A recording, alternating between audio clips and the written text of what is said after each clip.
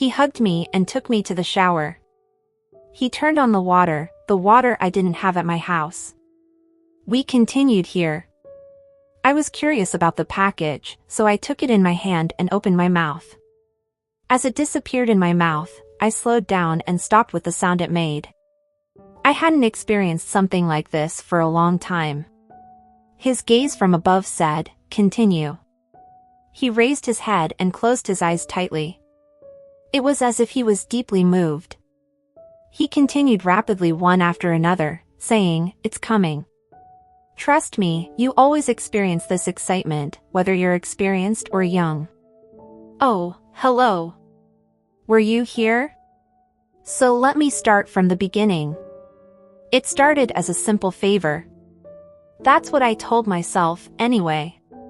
When you live in a quiet cul-de-sac, everyone knows everyone else, and little requests like borrowing a cup of sugar or watching someone's dog aren't unusual. So when the neighbors asked me to keep an eye on their house while they went on a family vacation, I didn't think twice.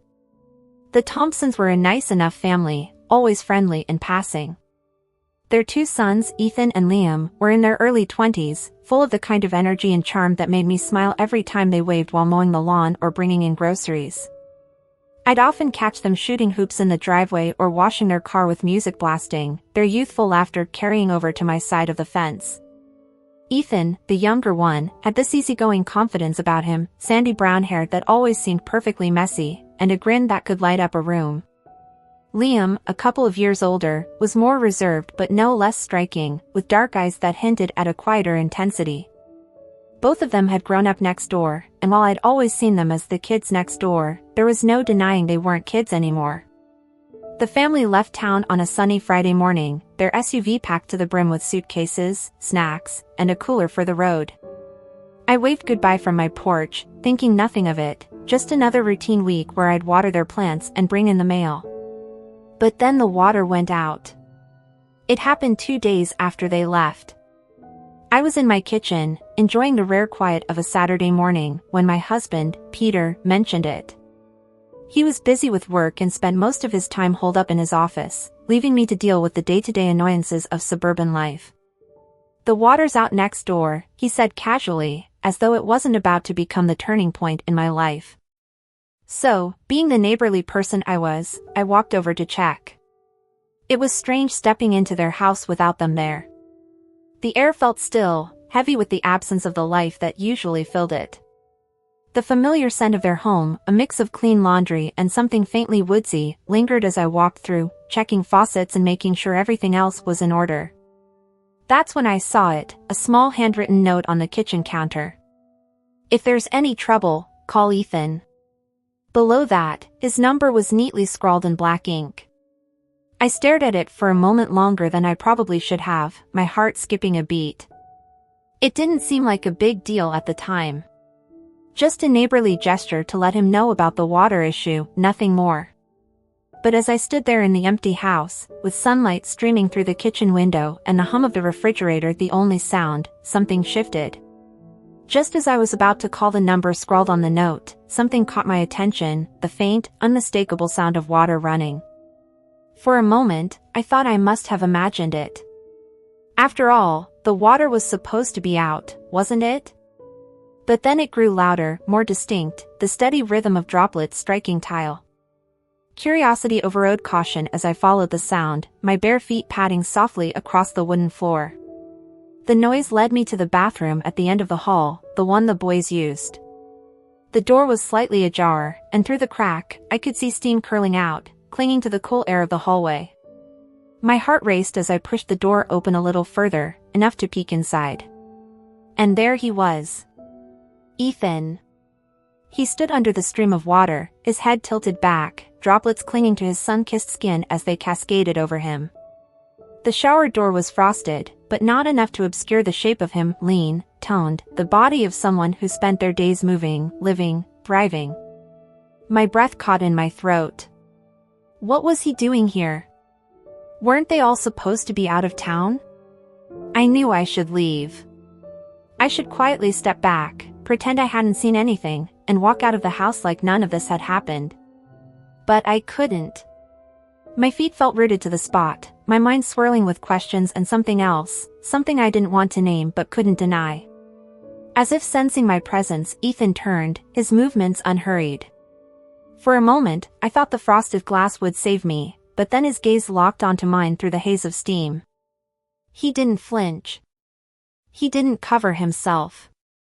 He just stood there, watching me as I watched him, the air between us growing heavier with each passing second.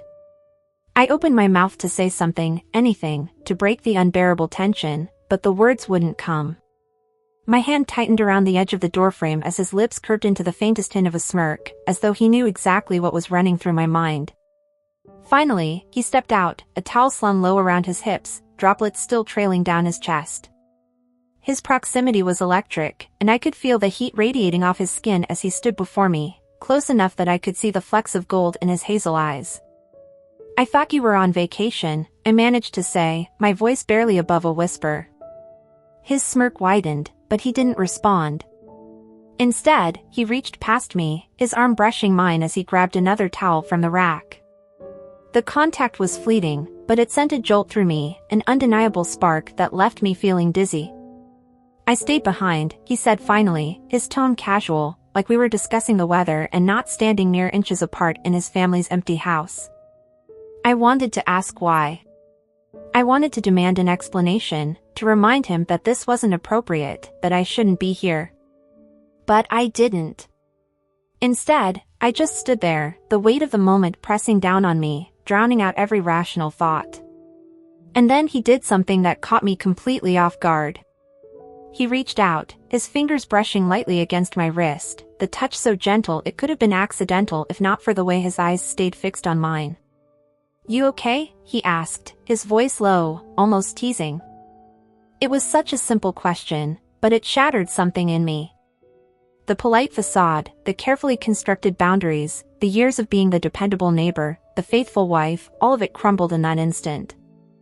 "I should go," I whispered, though my body betrayed me by staying exactly where I was. But Ethan didn't step back. Instead, his hand lingered, his thumb tracing slow, deliberate circles against my skin.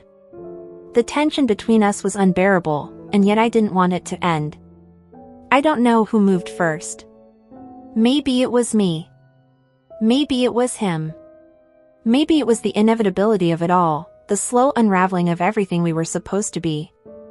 But before I knew it, the space between us disappeared, and his lips were on mine, soft and insistent, igniting something I hadn't felt in years.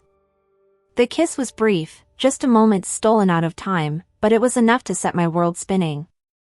When we pulled back, his eyes searched mine, questioning, challenging, daring me to admit what we both already knew. The heat of that moment hung in the air, as tangible as the steam clinging to the bathroom walls. I hadn't planned on staying, I hadn't planned on any of this, but my feet betrayed me. Every step I took toward the front door felt impossible, like I was walking through quicksand, each moment taking longer than it should. Before I turned, I felt Ethan behind me, his presence magnetic, drawing me back. My breath caught as I looked up at him, still wrapped in nothing but the towel that hung around his hips, clinging to his body as if he didn't want to let go either. His skin was shiny, still damp, catching the dim afternoon light seeping through the frosted bathroom window. He moved closer, the air between us buzzing with a weight I could almost feel crackling against my skin. My back touched the cool surface of the hallway wall, sending a shiver that had nothing to do with the heat. Ethan's fingers found my wrist again, but this time there was no hesitation. His grip was firm but gentle, keeping me grounded even as I felt like I was going to float away. His touch was electric, his fingers following my arm, leaving a trail of fire in their wake. I closed my eyes for a moment, but it only intensified everything, the faint scent of soap and warm skin, the damp warmth of his body, the irregular rhythm of our breaths as the distance between us grew narrower. When his hand reached my shoulder, he paused, his thumb brushing the edge of my collarbone. It was the slightest movement, but it felt like the world had slipped from under my feet. I opened my eyes, met his gaze, and the intensity there stole any remaining calm I had. He leaned down, his forehead touching mine, a silent closeness that quickened my pulse. His breath brushed my cheek, a subtle, intoxicating blend of mint and something unique to him. When his lips finally found mine again, they weren't rushed or desperate.